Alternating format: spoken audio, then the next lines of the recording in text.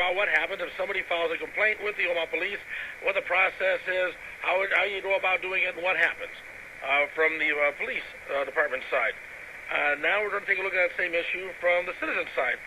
Joining me right now is Sean Stewart. Sean is a man that has filed a number of complaints. It's fair to say you filed a number of complaints against this police department, haven't you? Yeah. How many have you filed? 5 complaints. About what? Without going, we're not going to talk about your cases. I just want to talk about basically what the process is. But tell me, are these cases that are just about minor things, major things? What is it? The first one was major. I was attacked, and when the police arrived, they knew the people, and they did some things wrong. So I won my trial, and I filed a complaint against the police. And then it's been 3 years, and the other complaints are against internal affairs. So you filed complaints against internal affairs based on the first complaint that you filed? Yes. Okay. When you go to file that first complaint, what happens? You're intimidated. They'll accuse you of lying, threaten you with arrest, saying I hacked computers, and they were going to sue me for protesting in front of the courthouse. No, in all fairness here, they're not here to defend themselves. I mean, these are just charges that you're making. Well, I have it on tape. Okay. All right. So you have that on tape. Okay. Yeah, I have tape. And the mayor's office, nobody seems to want to listen to them. They refuse all my evidence. But I have documented a 3-year ordeal, including 2 arrests, just to get a complaint. So, do you have an attorney handling all this stuff? No, I do it myself. Why? I don't have thousands of dollars, and if you don't have money, you're unable to fight them. And so I just do the best I can. I learn the law, and I try and get the Internal Affairs Department to do their job. You don't feel that they have? Oh, no, and I think it's just a matter of policy. I think this is done with everyone, and I never believed it was like this. Before this, I actually didn't mind if the police smacked somebody around, and I was kind of stupid in that, unwise. Mm-hmm. And I learned since what happened to me, when everybody knows somebody at your arrest but you, and they take you off, and the police are doing these things wrong, you want to be able to file a complaint about it, so you can get closure on it. We're talking about a period of years now over this whole process, right? Right. And in 2010, I went to file the complaint, and when I first called, they had threatened me with hacking computers. They said they had evidence in front of them I was lying. And you understand this sounds a little crazy. Sure. To the average person listening to this right now, it sounds a little bit, like you're paranoid, and that this sort of thing doesn't happen. Yeah, it happens, and I'm not I used to think the people that were complaining about the police were a bunch of liberal crybabies, and they didn't have a leg to stand on.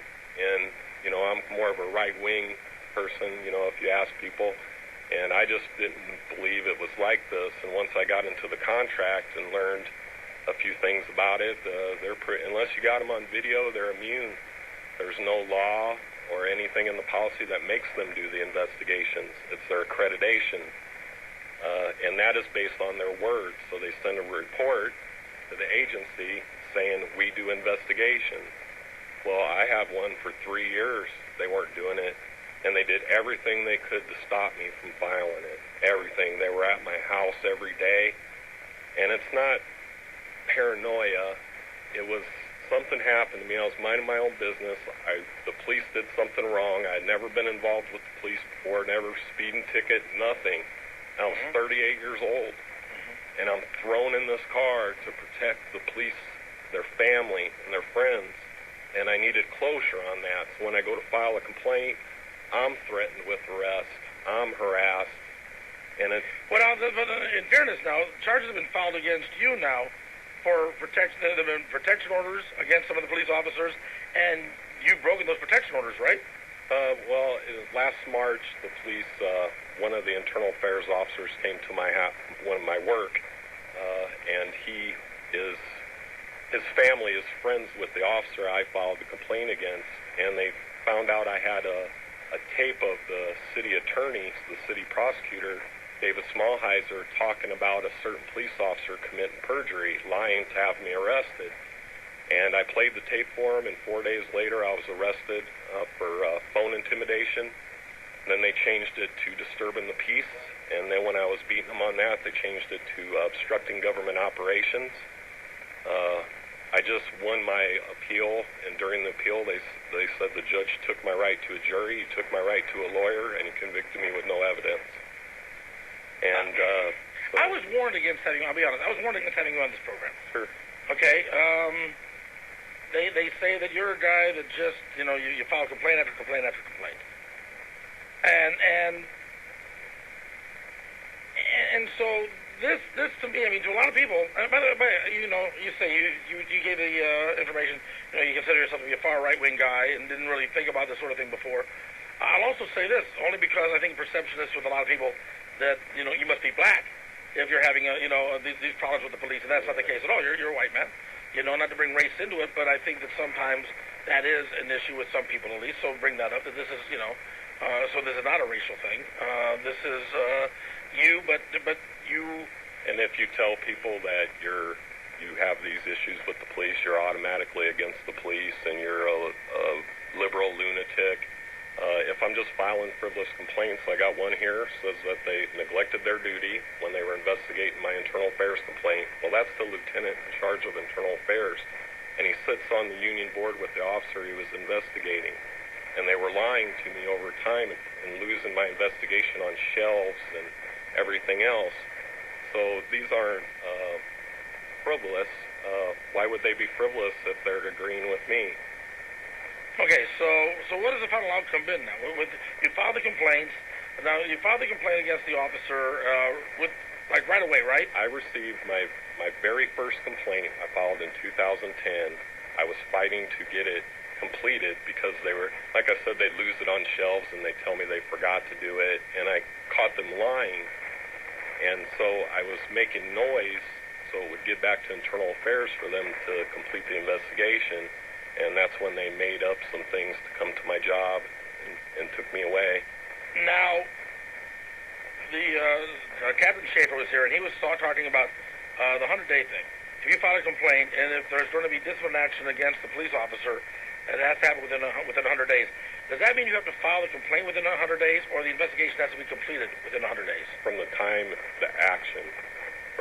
that they allegedly broke the contract, they broke their oath, see?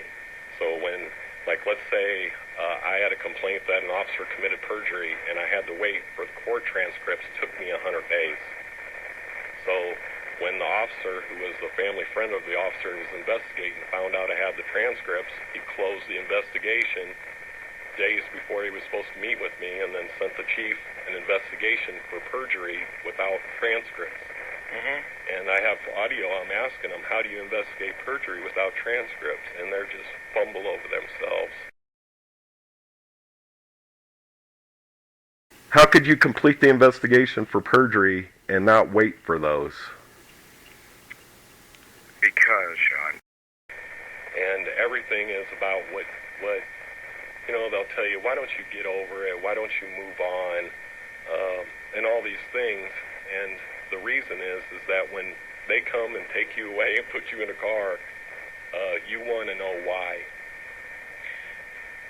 I would imagine that if you've been having a tough time with your investigation with the police to begin with, that you being on this radio program ain't going to help you much. No, in a poorer person or a person not as, let's say, smart as I am, they wouldn't stand a chance.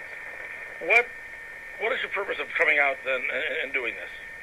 Fear for other people, that they can come and take you back out of that, from behind that microphone, and do anything you want, unless there's a public outcry or a video. They're pretty much immune. That 100 days makes them immune. And then when you call internal affairs, the officer that is investigating another officer, they might be Facebook friends, and they are. Every officer that I've had investigate another officer, we're Facebook friends with the other officer. Have you gone to the Highway Patrol or the federal officials to look at this? I mean, if your concern is that it's brothers watching over other brothers, why wouldn't you go to somebody outside the loop? I called everyone. I spoke in front of the city council. I called the governor. I sent a letter to every county prosecutor. Everything that I could do. I called the FBI wouldn't take my tapes. They won't take evidence. They have to ask you for it. So what about the ACLU? I mean, why? Not unless you're in prison. This sounds to me to be a thing that they'd want to. Not unless you're in prison. You Really? got it. That's the only. See, they've limited the awards, so you can't even find a lawyer to sue the police if something happens to you because there's not enough money in it. And you can call everyone. I swear, just call a lawyer out of the phone book and ask them. I have evidence against the police did this to me, and they won't even speak to you. You cannot find a lawyer. There's not some lawyer. Not enough money in it. But yeah, but there are lawyers out there also that do pro bono work for the right cause. Not one that I found. I've looked and looked. Okay. Yeah, I looked and looked. Do you think that maybe that's because they don't think you have a case? No. I was told that they just don't mess with the police. That people just don't mess with the police. Look what happened to me. I won my case. I won my cases, but that didn't stop them from coming to my job. I was still thrown in jail. I had to get out of jail. I had to go to court, miss work for that. To prove I didn't do it, they just made it up and come to your work. And if you don't have people watching you or a public eye, the public watching, they can do anything they want, and their contract makes them immune. No matter what the Citizen Review Board says, that contract makes them immune. See, they won't investigate perjury. You have to give them all the evidence.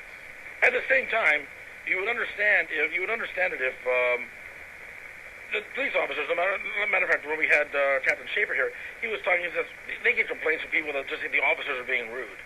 Okay, if you've got all these different complaints, it's real easy to pick on the cops. Everybody, I mean, they're damned if they do it, damned if they don't, in many cases, right? I mean, I'm not, look, as I said, you've got how many different police officers, 700 police officers or whatever in the city, or whatever the number is, you've got that many, you're going to get some bad ones, no doubt about it. Right. I mean, okay, and that's 700. But they should be held to a higher standard. I agree they should be held to a higher standard. I agree with you on that. They have years to, they apply 100-day, their 100-day policy to crimes. I'm calling it, if I call about perjury, let's say an officer lied to have me arrested, and I can prove it, and I have court transcripts and audio tapes, and I do all these things, that isn't going to get me anywhere.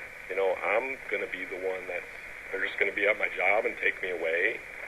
See, and so that's why I'm doing all this. It isn't, there's 800 police officers.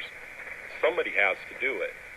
But you also have to have a process to overlook them. It shouldn't just be they can do anything they wish, and your family friend investigates the family friend and doesn't accept they won't accept your evidence. They don't look for evidence.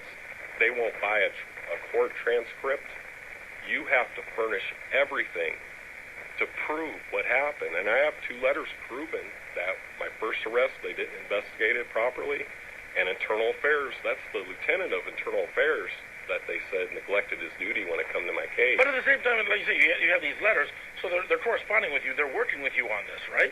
No, you have to force them into everything. Like I said, I had to call Lieutenant Rowland over 2 years, and they just lose it. And it was like a joke. And then when I called to pressure them to do it, they're at my job because there is no law that makes them do an investigation. Anyone in Omaha, you're not safe. The police can do anything. I don't know that I would go that far with you that you're not safe, because I do think, again, that there are a lot of, like I said, a lot of great cops out there, and the chief, I think, is doing a good job in trying to make it as citizen-friendly as possible. So to make that broad statement, I think, is unfair. Well, the good cops stick up for the bad cops. No, that's an issue. To me, that makes them bad. No, I understand where you're coming from, and I understand your view there. And my experience was a lot less than yours. But years ago, the head of the fire union threatened me, sent me a text, verbally, threatening to physically hurt me. And so I didn't file any charges, but I just filed a police report so that it was on record that happened. And so I filed a police report, and then months later, through another law case, they wanted a copy of that document of me filing that for some other case that I had nothing to do with. But they went to the police to get that document, and they couldn't find it. I had to go and I had to call the previous police chief and say, hey, wait a minute, I filed this report. Where is it? And then they found it for the guy. So it could have just been a bureaucratic mess up, or it could have been much more devious, as you're implying. I don't know. They're thugs. The police have been. All I did was file a complaint. It's my right as a citizen to file a complaint. Why should I have the police outside of my door the next day, sitting in the parking lot? Were they? Why should? Were they outside your door the next day? Yeah, the very next day. You filed a complaint. I filed a complaint. A sergeant down there, I filed a complaint against her. She was the one that was threatening me with arrest and saying I was hacking computers, and she had evidence. When the police tell you they have evidence, you're lying. I mean, they got to back that up. They just can't accuse citizens of all these crimes and not back it. They're trying to intimidate you. What did you have gone to jail? You have okay. And you've gone to jail on what charges?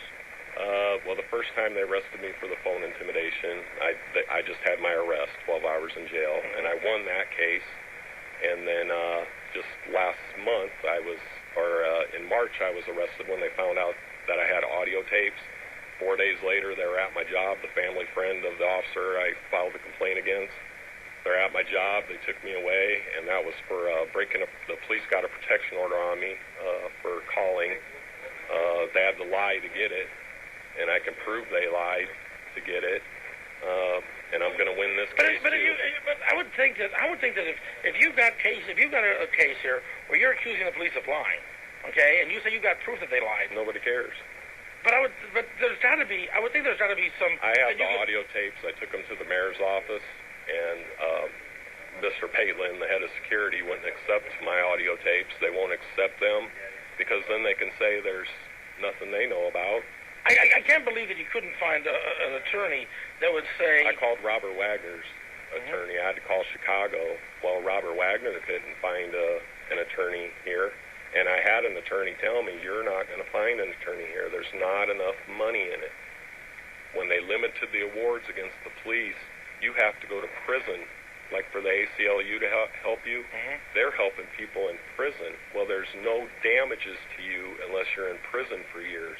Them coming and taking me to jail and me spending 5 days in jail, that doesn't matter. They can do all these little things to you.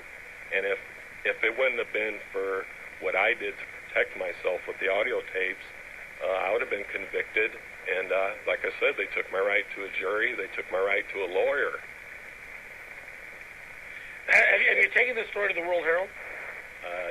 Yeah, the guy I sent it to was actually wrote a couple articles on the police, and nobody's ever got back to me. They never were interested in following up on this? You're the only one that's ever answered me back out of all the people. And so you sent a TV station, the World Herald, and nobody else responded to you? I went to Channel 7. I was in their lobby with audio tapes saying I had evidence of police corruption, and that's all I said. So you don't have to explain your story. Anybody out there, just do an experiment. Call and ask, do you guys, I have evidence of police corruption, and see if they even listen to it. All right. Sean Stewart, appreciate your time, man. Good luck to you. Good luck to you, and, we'll see, where it goes. Where it stands right now is where? Right now, as it stands, you are... I'm appealing a conviction for breaking the protection order. They said that I was trying to get my case resolved, and I didn't make any threats or anything. They just come and got me. They didn't like what I had to say, and they rigged it this way. And when you're poor and you don't have a lot of money, they can pretty much do this. I mean, people that sit in there at home with... they'll eat your lawyer and all your money up. All right. Well, good luck to you, my friend. Take a quick break. More in a moment. This is the Tom Becka program of the mighty 1290 Coil.